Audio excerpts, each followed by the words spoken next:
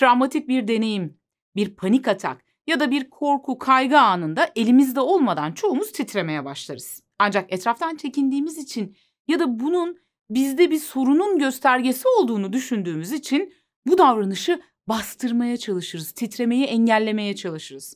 Oysa bu yaptığımız şey aslında bize zarar veriyor. Peki ama neden ve nasıl?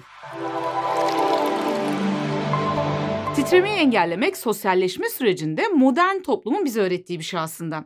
Günümüzün rekabet ve hırsa dayanan modern dünyasında olduğumuzdan daha güçlü, olduğumuzdan daha güzel, olduğumuzdan tırnak içinde daha normal görünme çabaları bize son derece insani bazı doğal duygu ve davranışlarımızda bastırmamız gerektiğini öğretiyor. Ne de olsa korkunun belirtileri olan titrek bir ses, titreyen eller ya da titreyen dizler tırnak içinde zayıflık göstergesidir ve kültürümüzde zayıflık kabul edilmez.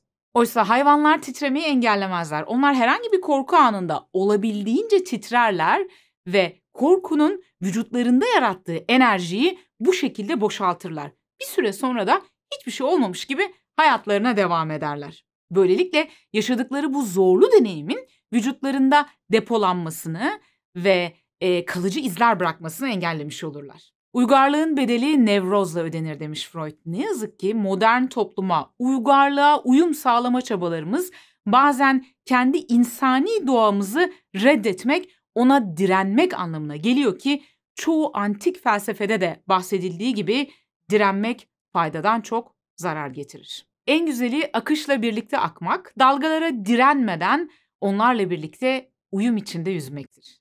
Peki titremeyi engellemek neye yol açıyor? Bu mekanizmayı biraz daha yakından inceleyelim. Titreme aslında vücudumuzun bir iyileşme mekanizması. Travmanın ardından bedenin normal moduna dönebilmesi için devreye giren bir sistem.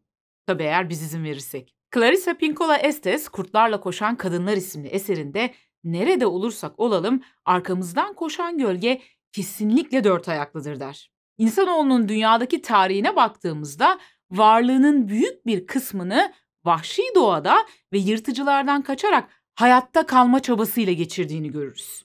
Yüz binlerce yıldır vahşi doğada hayatta kalmamızı sağlayan davranış örüntüleri adeta beynimize işlenmiştir. Birkaç bin yıldır her ne kadar daha güvenli ortamlarda yaşasak da yine de birkaç bin yıl insanlık tarihi için çok kısa bir süredir. Bu yüzden de her ne kadar son derece modern, teknolojik bir akıllı dairenin içinde olsak bile ya da son model teknolojik bir aracın içerisinde olsak bile bir tehlike anında içimizdeki antik canlının yüz binlerce yıldır vahşi doğada edindiği ve hayatta kalmasına yardım eden o davranış örüntüleri devreye girer. Bu yüzden de herhangi bir tehdit anında ki bu üzerinize doğru hızla gelen bir araba gibi somut ya da eve gelen ve borcunuzu bildiren bir tebligat ya da herhangi bir toplulukta dışlanmak gibi daha soyut, daha sosyal bir tehdit de olabilir. Bu gibi algılanan bir tehdit anında daha önce diğer videolarımda da çokça anlattığım 3 hayatta kalma tepkisinden birini veriyoruz. Bunlar sinir sistemimizin savaş, kaç ya da don tepkileri. Vücudumuz algılanan bu tehditle savaşabilmek için gerilebilir, yani savaş moduna girebilir ya da kaçmak için büzülebilir ya da çaresiz olduğunu düşünüyorsa donma tepkisini gösterir.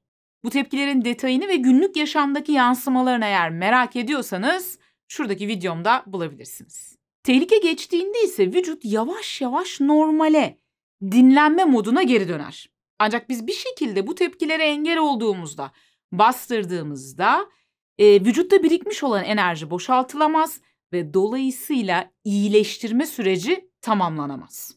Dolayısıyla da bu tepkiler kalıcı o hale gelmeye başlar ve zaman zaman bedeni rahatlatmak için tekrar yüzeye çıkar, tekrar kendini gösterir. Dolayısıyla biz bu şekilde travmatik tepkilerin sürekli kendini tekrar ettiği bir döngünün içerisinde sıkışıp kalırız. Nedensiz yere birdenbire içimizin sıkışması, aniden gelen panik ataklar, yoğun anksiyete, çarpıntı, titreme ya da kasılma halleri, gerginlik halleri, yabancılaşma hissi, sebebi bulunamayan bazı bedensel şikayetlerimizin kökeninde çoğu zaman bu tepkiler yatar. Travma anında vücutta bazı kimyasallar çok fazla üretilir. Örneğin adrenalin gibi.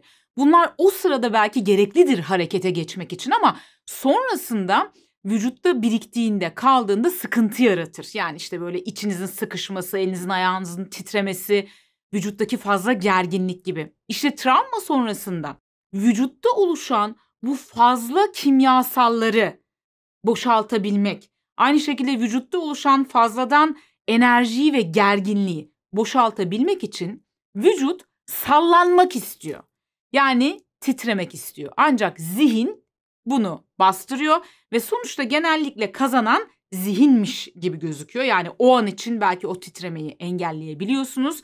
Ancak uzun vadede bu engellenen şey bir şekilde kaslarda biriken gerilim olarak vücutta depolanmaya devam ediyor. Travma sırasında vücutta kasılan bu kaslar sonrasında serbest bırakılmadığında, rahatlatılmadığında bu fazladan yükü tutmaya devam ediyorlar. Dolayısıyla vücutta da kronik bir gerginlik hali oluşmaya başlıyor. Travma terapisti David Berceli, travma sonrası stres bozukluğunun etkilerini büyük oranda buna bağlıyor. Titreme hali aslında beyne tehlikenin azaldığı ve alarm modunu kapatması gerektiğini bildiren bir sinyal gönderiyor. Dolayısıyla biz titremeyi engellediğimizde beyin hala tehlikenin geçmediğine inanıyor ve bizi bu tehlikeyle savaşmamız, kaçmamız ya da o tehlike karşısında donmamız gereken bir döngünün içerisinde hapis bırakıyor. O zaman titreme mi geldi? Titreyin, rahatlayıncaya kadar titreyin. Ya insan içindeyim, nasıl yapayım? Git tuvalete, orada titre. Rahatlayıncaya kadar titre. Bunu engellemeye çalışma. Hatta titreme gelmediyse de elinizi, kolunuzu, bacağınızı sallayın. Bir şekilde vücudunuzu sallayın, bastırmayın, engellemeyin o dürtüleri. Travma terapisti Peter Levine, bir insanın tehdit anındayken hayatta kalmasını sağlayan kaynaklar iyileşme için de kullanılabilir diyor. Peki ama nasıl? Bununla ilgili çok etkili bedensel tekniklerden bazılarını sonraki videolarımda paylaşacağım. Eğer bu videolardan haberdar olmak istiyorsanız, kaçırmak istemiyorsanız kanala abone olmayı ve bildirim zillerini açmayı unutmayın lütfen.